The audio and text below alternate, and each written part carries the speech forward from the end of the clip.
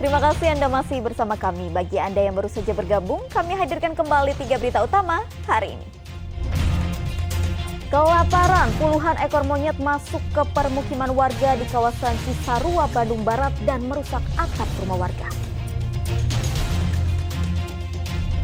Menipu dengan menjanjikan anak seorang tukang bubur jadi polisi, seorang ASN dan perwira menengah polisi aktif berpangkat AKP di Polres Kota Cirebon jadi tersangka.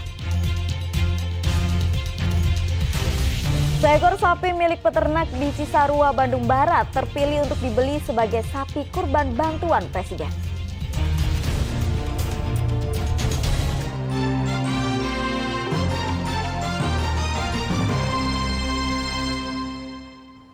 Diduga menjadi korban kekerasan seksual, seorang siswi SMP berusia 14 tahun di Subang menjalani perawatan intensif di rumah sakit.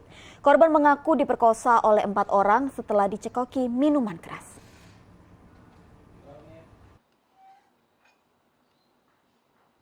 Siswi kelas 1 SMP yang diduga menjadi korban kekerasan seksual oleh 4 orang ini menjalani perawatan intensif di RSUD Subang. Selain mengalami trauma mendalam, korban juga mengalami luka fisik di alat vitalnya. Kasus ini terungkap ketika korban memeriksakan dirinya ke RSUD Subang. Korban menceritakan kejadian kekerasan seksual tersebut kepada dokter yang memeriksanya. Korban mengaku awalnya diajak oleh temannya ke sebuah penggilingan padi di daerah Sukasari, Subang. Para pelaku kemudian memaksa korban untuk minum minuman keras. Mereka kemudian melakukan ruda paksa atau pemerkosaan kepada korban. Bupati Subang yang datang mengunjungi korban menyatakan akan segera berkoordinasi dengan pihak kepolisian agar para pelaku bisa segera ditangkap.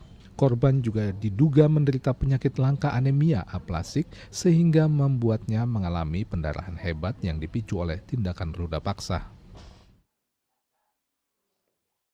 Saya mendengar sampai 3-4 orang ya. Kalau tidak salah. Nah, dengan demikian alhamdulillah dari KPAD juga ya, Lembaga Perlindungan Anak alhamdulillah sudah turun, dan dari tentunya saya juga akan diskusi dengan pihak kepolisian sampai sejauh mana. Mudah-mudahan betul-betul harus diusut tuntas. Mudah-mudahan bisa jera, jangan sampai terjadi di Subang ini hal-hal yang seperti itu. Ya. Untuk biaya ini Pak, perawatan? Biaya seluruhnya tentunya akan ditanggung oleh BPJS. Ya, kalau BPJS misalkan tidak sanggup, kami pemerintah daerah siap untuk menanggung sepenuhnya. Ya. Memang kondisi lemah ya, tapi saat ini masih dalam kondisi sadar ya.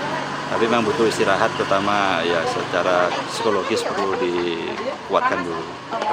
Pendarahan terus-menerus? Ya, jadi memang ini ada luka di saluran organ intim, jadi memang butuh penanganan karena kaitannya dengan pendarahan ini. Dan kita sudah transfusi 9 labu trombosit, 6 labu darah lengkap, dan 3 labu sel darah merah. Tapi kondisi memang masih belum stabil.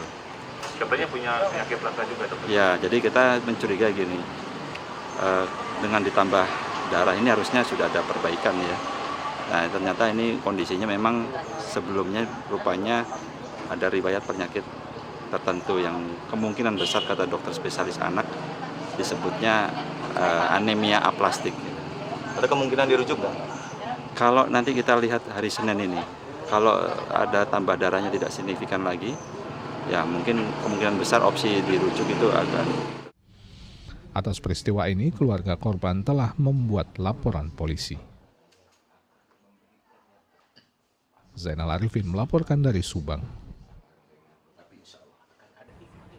Seorang tukang bubur keliling tertipu ratusan juta rupiah usai anaknya dijanjikan masuk dan jadi polisi oleh seorang perwira Polri di Kabupaten Cirebon.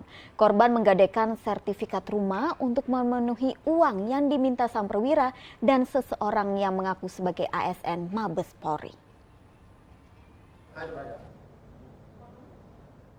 Wahidin, tukang bubur keliling ini menunjukkan sejumlah kwitansi sebagai bukti penyerahan uang ratusan juta rupiah kepada oknum perwira Polri berinisial SW. Didampingi kuasa hukumnya, Wahidin mengungkapkan kasus penipuan rekrutmen Polri yang menimpa dirinya dan sang anak. Ia terbujuk rayu karena diiming-imingi tersangka bahwa anaknya bisa menjadi anggota Polri.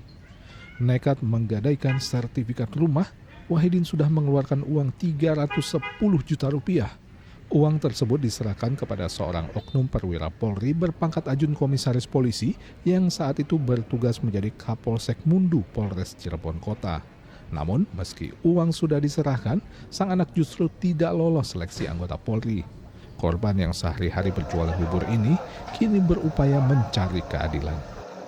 Dari 100 juta itu dikeluarkan kwitansi dan didampingi juga penerimaan uang itu oleh mantunya, yaitu Ibda Dika. Gitu. Mantunya. Nah, ditemui di sana dikeluarkan kwitansi kembali. Ya. Dan dalam proses itu semua, setelah terkumpul uangnya 310 juta. Tapi anaknya tidak lulus. Polres Cirebon Kota yang melakukan penyelidikan telah mengamankan tersangka N, oknum ASN yang mengaku dari Mabes Polri.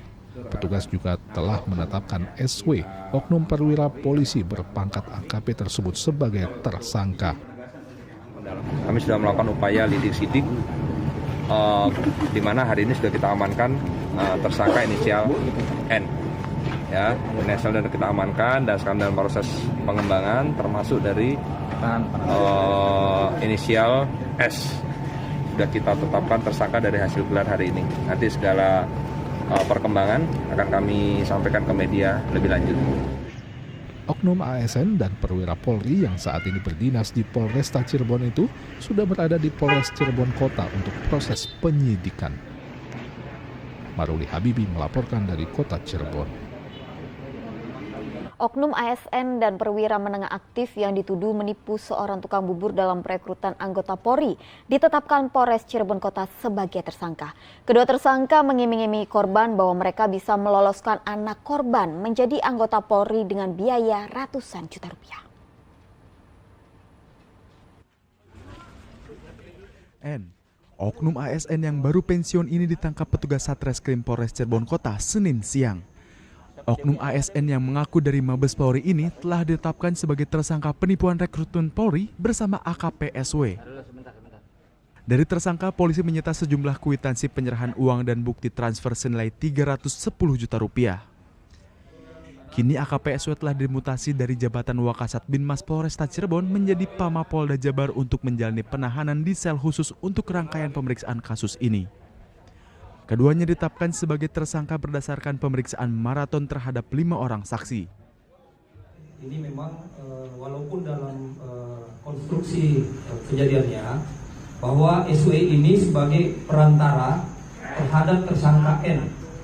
Namun karena memang juga ada kesalahan atau memenuhi unsur pidana juga terhadap saudara SW juga dilakukan penindakan tindak pidananya. Nah, kemudian karena yang bersangkutan yang merupakan polisi aktif, dilakukan juga kode etik, sehingga saat ini sekarang ditempatkan pada tempat khusus di Polda untuk dilakukan pemeriksaan. Sementara Wahidin, tukang bubur yang menjadi korban penipuan, mengaku lega setelah kasus ini terungkap dan pelakunya ditangkap. Wahidin mengaku diarahkan oleh tersangka SW yang saat itu menjabat Kapolsek Mundu untuk membuat laporan di Polsek Mundu.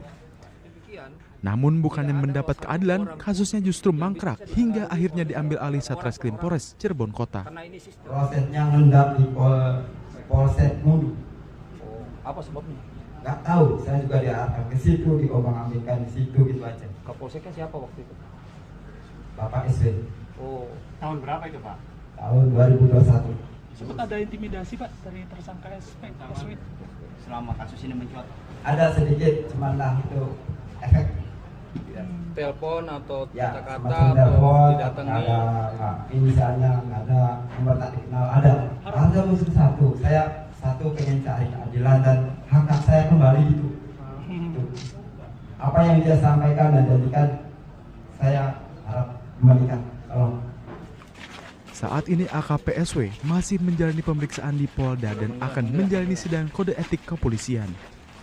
Tersangka dijerat pasal 378 tentang penipuan dengan ancaman hukuman 4 tahun penjara. Maruli Habibi melaporkan dari Kota Cirebon. Dua orang pemuda dihakimi warga karena melakukan perampasan terhadap karyawan sebuah perusahaan di Desa Talaga Kulon, Majalengka. Pelaku melakukan aksinya dengan mengancam korban menggunakan senjata tajam. Dua orang pemuda dihakimi warga karena melakukan perampasan dengan menggunakan senjata tajam di Desa Talaga Kulon, Kecamatan Talaga, Majalengka. Sebelum polisi datang, warga yang kesal menghakimi para pelaku bernama Ragil dan Roni yang masih berusia 23 tahun tersebut. Para pelaku melakukan perampasan kepada dua orang karyawan sebuah perusahaan yang sedang memperbaiki kabel internet. Untuk melancarkan kejahatannya, pelaku mengancam korban menggunakan senjata tajam jenis parang. Warga yang sedang siskambling mendapati laporan dari korban langsung menangkap pelaku. Selain mengamankan dua pelaku, polisi juga mengamankan barang bukti senjata tajam serta motor yang digunakan para pelaku. Diserahkan oleh warga karena yang korban yang dirampas itu minta tolong terhadap warga. Kebetulan ada yang siskambling, jadi cepat ditangkap dan diserahkan terhadap Polsek Talaga. Demikian yang saya lakukan. Motif pelaku melakukan kejahatan? Motifnya?